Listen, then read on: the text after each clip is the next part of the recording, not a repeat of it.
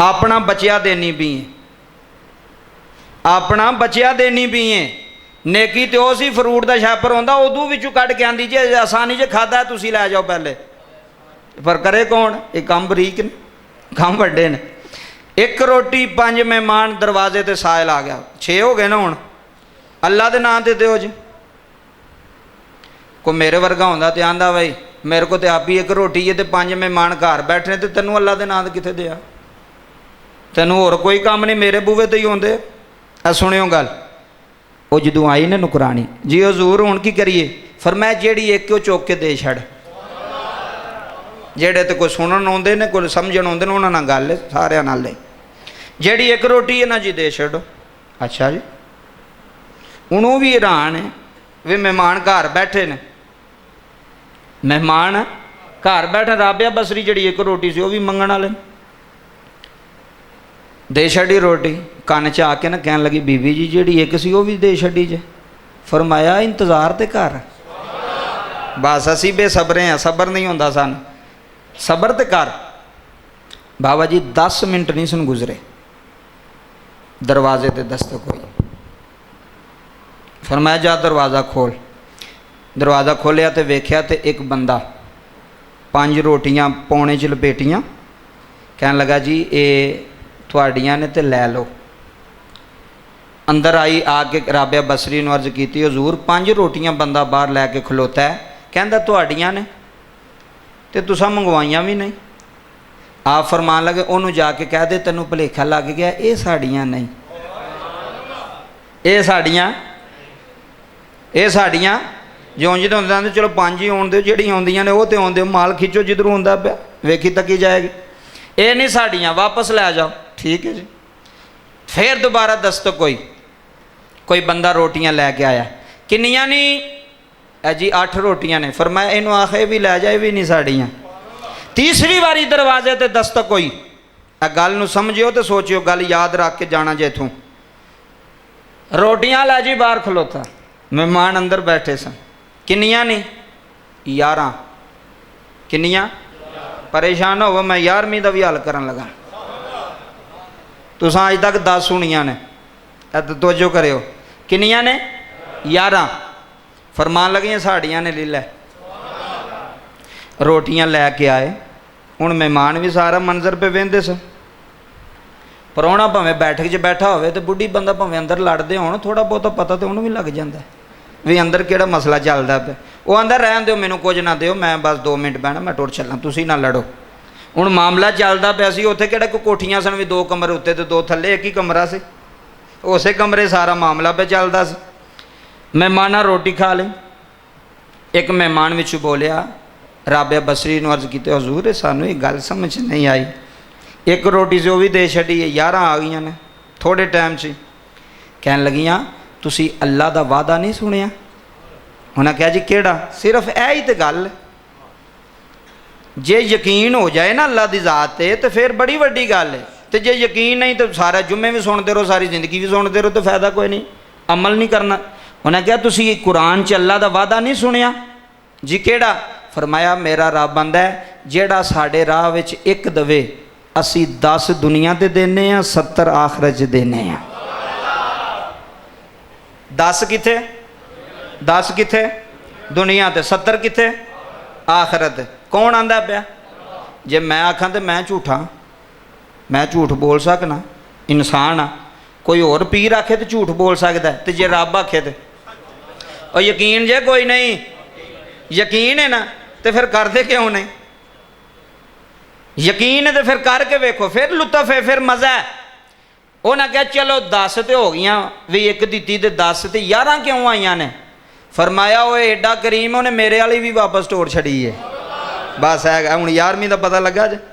हाँ बस वो एडा करीम है, 10 अपनी तरफों दित्तियां सू तो एक मेरे वाली जी मैं दिती वो भी।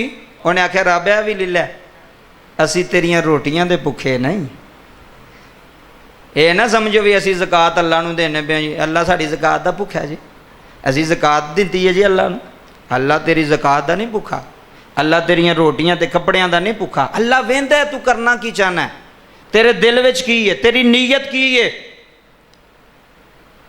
जे अल्लाह की राह च खर्च कर लग्या तेनों वसवसा आ गया ना, एक भी जरा बराबर वे इन्ने नहीं देने, इन्ने देने ने, वसवसा आ गया।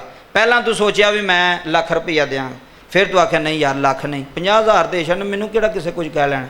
बस वो जिहड़ा वसवसा आ गया ना तेरा, वो समझ गई तेरा, वो 50,000 भी गया, क्योंकि शैतान ने तेनों फड़ लिया। उन्हें आख्या लाख नहीं देना 50 देना, 50 को रख। जो सोच आवे, नीयत अंदरों आवे हाथ घुटन की, तो फिर होर ज़्यादा हाथ खोलिया करो। हकीम अब्दुल हई साहब रहमतुल्लाह अलैह, छोटी हस्ती हकीम साहब की, और मैनू बड़ी प्यारी गल उन्हां दी लगी। मैं बयान पे सुनना सा उन्हां दा हकीम साहब का, यह नुकता जे एक सारिਆਂ वास्ते जिन्ने भी तुसी आए हो जी। हकीम साहब फरमाते ने जेड़ी चीज़ अल्लाह नू दवेगा वो ही चीज़ मुड़ के तेनों लभेगी। जरा समझो इस गल, जेड़ी चीज़ अल्लाह नू, तेनों पैसे चाहिए ने ना, फिर पैसे वंड, तेनों कपड़े चाहिए ने, कपड़े वंड, तेनों रोटी चाहिए है, रोटी खवा लोगों को, तेरा रिजक वधेगा। हकीम साहब फरमाते ने, गल सुने, मैं उदों छोटा जिहा सा, ते हकीम खादम अली साहब उन्होंने वालिद साहब, एक बंदा ना चौंसे अंबां दी ना पेटी लैके आया। हकीम साहब के दौर की गल, हकीम खादम अली साहब दे चौंसे अंबां दी पेटी लैके आया, तो उन्हें आख्या जी ये सरकार मैं स्पैशल थोड़े वास्ते लियाउंदी, स्पैशल तुहाडे वास्ते स्पैशल लियाउंदी, बड़े खास अंब ने, हजूर तोहफा लैके आए। आपने फिर मैं ठीक है रख दो, वो रख के टुर गया। हुण पेटी अंबां दी होवे ते अंब भी बड़े सोहने होण, चीज़ भी बड़ी सोहनी होवे। हकीम साहब फरमांदे ने मैं वालिद साहब दे हकीम खादम अली साहब दे कोल बैठा, तो बाहर एक मंगण वाला आ गया। कौन आ गया? कौन आ गया? मंगण वाला। जे तो तेनों मंगण वाले तो गुस्सा चढ़ता है ना, तो फिर अपनी रूह का इलाज करवा किसी को, क्योंकि तू इंसान नहीं।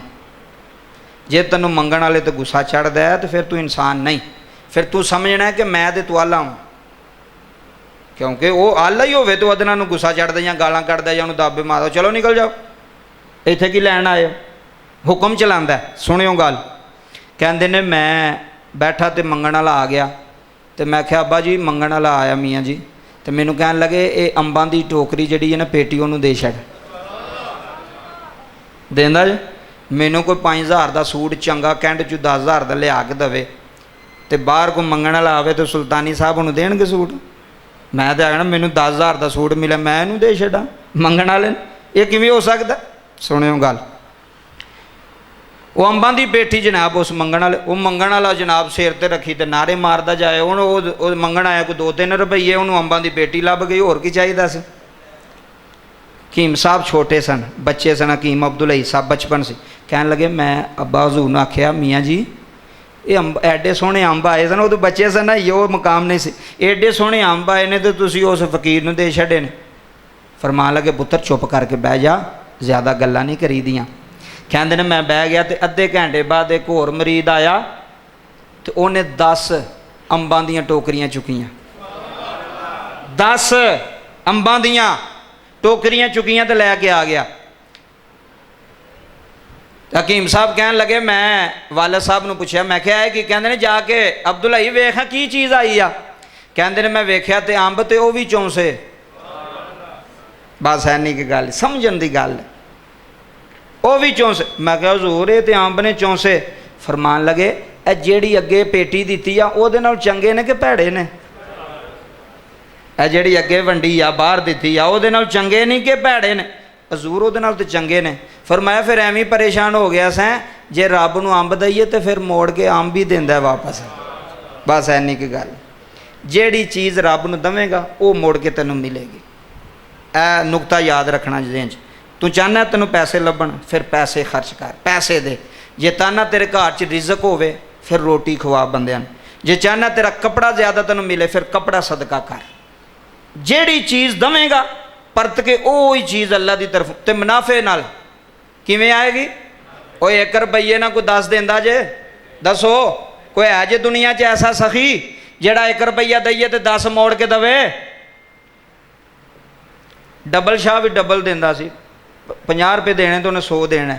तो वह वेखो किड्डा करीम है। वो आंदा मैनू 1 दे मैं 10 देंगा, तो मैनू 100 रुपया दें तो किन्ने देंगा?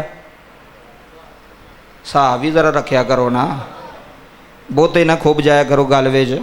है मैनू 100 दिओ तो मैं किन्ने देंगा? 10 गुणा देने सुना 10 इत्थे ते 70 उत्थे वो दवेगा सिर्फ तुसी दे के ना अजमाना नहीं भी हुण लभेगा कि नहीं लभेगा बंदे अजमान भी लग पैंदे ना जी मैं सुल्तानी साहब ने आख्या सी मैं कल फकीर आया मैनू अगले दिन एक फोन आया तो मैनू कहें जी मैं थोड़ी तकरीर सुनी तुसी कहंदे जी पैसे दो तो अल्लाह पैसे देंदा मैं अगले दिन एक बंदे नूं 500 रुपया दिता अजे तक तो मेरी जेब च कोई नहीं आया मैं क्या फिर मेरे को आके ले ला नहीं आए तो अजमाई का तो नहीं ना अल्लाह ये तो अजमान वाली गल हो गई मैं दिता तो मैनू वापस लभा कि नहीं लभा रब देंदा उहदे ते यकीन रख की रख यकीन है जेड़े बंदे आंदे ना साड़ियां दुआवां नहीं कबूल होंदियां नबी पाक ने फरमाया जेड़े बंदे दियां दुआवां रह गई होणगियां ना कबूल होण क़यामत वाले दिन अल्लाह उहदा इन्ना अजर देवेगा इन्ना सवाब देवेगा वो कहेगा काश रब्बा सोहणिया मेरी दुनिया ते कोई दुआ भी कबूल ना होई होंदी जिन्ना अजर मैनू अज पिया लभदा है गल जे मायूस नहीं होना अल्लाह के दर तू मायूस जेड़ा मायूस हो गया वो समझो गया